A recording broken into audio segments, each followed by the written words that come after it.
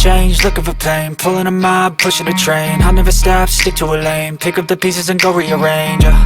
I'll be the best above all the rest, put me to the test and expect nothing less, your check is I'm chess, what's happening next, yeah. He got the venom, a tangible weapon, no coming in second. This life is a lesson, he got a new engine from pain, it's a blessing. New focus, no guessing, just bold and obsession. All in his possession, you got their attention. I'll leave an impression and take your redemption. Just kill, no discretion, your mind is a weapon. 11-11, it's time for progression, Could try to play, but you're never gonna beat me. Look the other way, what I'm doing ain't easy. Bloody hands stained from the people who deceive me. Muddy hands break through the chains, go free me. People like sheep move feet, hurt it easy. You don't wanna be fast asleep when they scheming. Better stand tall, ready for a fight, believe me. When they try to change, you can say no, free me.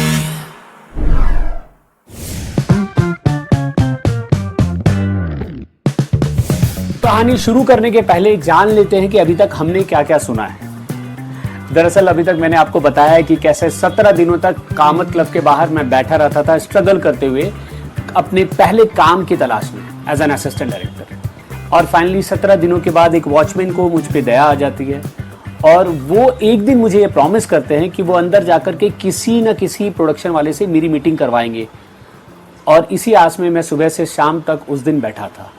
वो सुबह से लगभग 5-6 बार ये try कर चुके थे और हर बार नाकाम हुए थे। और आखिरकार रात 9 बजे वो फिर से आए बात करके और उन्होंने मुझसे कहा बात हो गई। मतलब मेरी पहली मुलाकात होने वाली थी किसी प्रोडक्शन वाले से।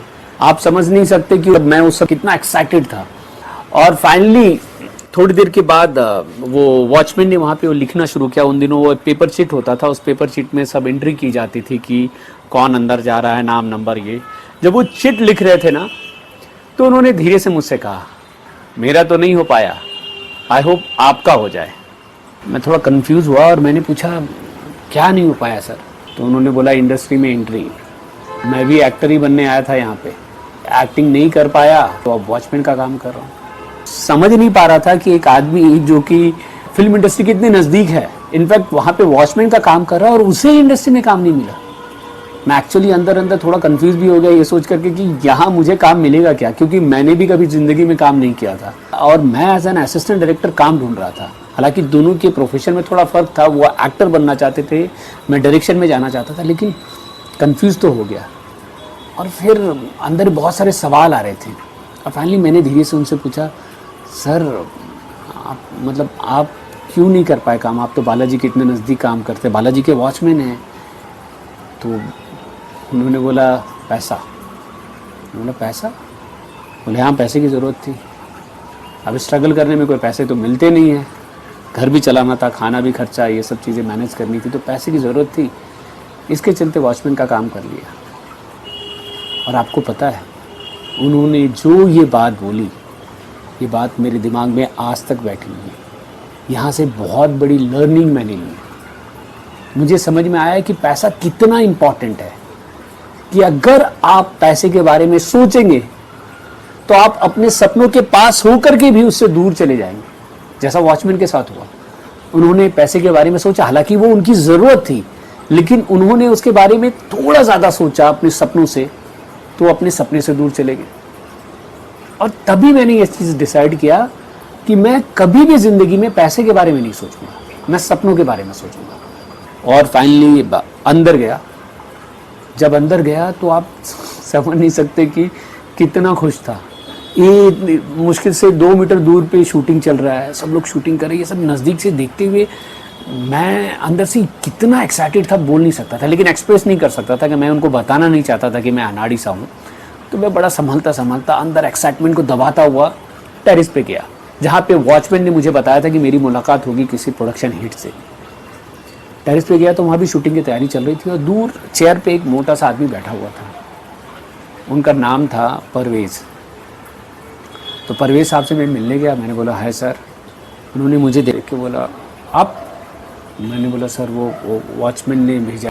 बोला हाँ वॉचमैन बोल रहा था यार तू 17-18 दिन से इधर आके बैठा है, मिलना चाह रहा था, क्या हुआ? हम मिले क्या तभी?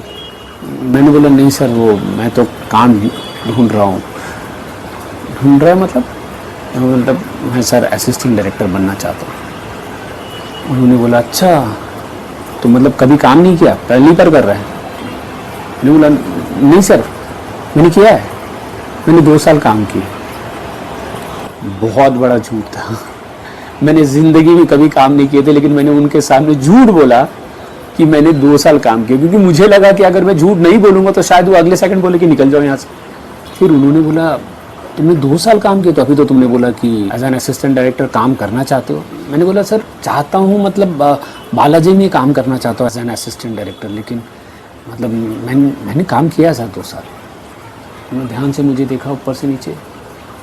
अच्छा ठीक है, कितना पैसा चार्ज करोगे? मैंने बोला सर कुछ भी नहीं। फिर से वो पलटे, वो साइन कर रहे थे, रुक गए।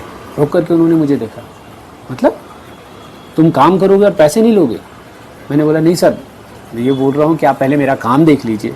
अगर आपको लगता है कि मेरा काम ठीक है और मेरे काम के लिए कुछ पैसे मिलने चाहिए मुझे, तो आप खुद डिसाइड कर लीजिए। मेरा काम को डिसाइड कर लीजिए, मेरा पैसे कितने होंगे। वो इम्प्रेस हुए। फिर उन्होंने बोला कि गुड, एक काम करो, कल जाकर के तुम बालाजी जो ऑफिस है, जो अंधेरी में था उन दिनों, आज भी है, बालाजी ऑफिस में जाकर के एक लड़की है, उसको जाकर के मिल लो। उन्होंने एक लड़की का नाम दिया और नंबर दिया कि जाकर के उनसे मिल लो। इसके अलावा परवेज साहब ने एक और चीज़ बोला था कि वहाँ जाते समय अपना रिज्यूमे लेके जाना है, यानी CV, तो वो भी लेके जाना था। इसकी भी अंदर दिमाग के अंदर बड़ा कंफ्यूजन चल रहा था कि यार CV कैसे लेके जाओ, झूठ तो बोल दिया 2 साल से काम किया, अब CV कैसे ले जाओ। और तब मुझे याद आई मेरे बचपन के दोस्त कुलदीप की। कुलदीप आज के दिन में भोजपुरी फिल्मों का बड़ा एक्टर है। उन दिनों उसका स्ट्रगल पीरियड चल रहा था, तो कुलदीप मेरे को जहन में याद है। मैंने फट से कुलदीप को कॉल किया और मैंने उसको बताया कि यार ऐसा ऐसा है, मैं बालाजी में काम करना चाहता हूँ। तो कुलदीप ने बोला तुम मिल, मैं तेरी मदद करता हूँ। उसके बाद मैं कुलदीप से मिला और कुलदीप ने मुझे कुछ ऐसी चीज़ें बताई जिसने मेरी ज़िंदगी ही बदल दी। नहीं, ऐसा नहीं हुआ। दरअसल उसने मुझे कुछ ऐसी चीज़ें बताई जिसने बहुत बड़ा पार्ट प्ले किया मेरे करियर को एस्टैब्लिश करने में। उन सब चीज़ों के बारे में मैं बताऊंगा अगले एपिसोड में। अगर आपको मेरे ये वीडियोस पसंद आ रहे हैं तो प्लीज़ लाइक का बटन दबाइए, सब्सक्राइब कीजिए चैनल को और शेयर कीजिए ज़्यादा से ज़्यादा लोगों तक, ताकि पर्दे से उनकी दूरी कम हो सके।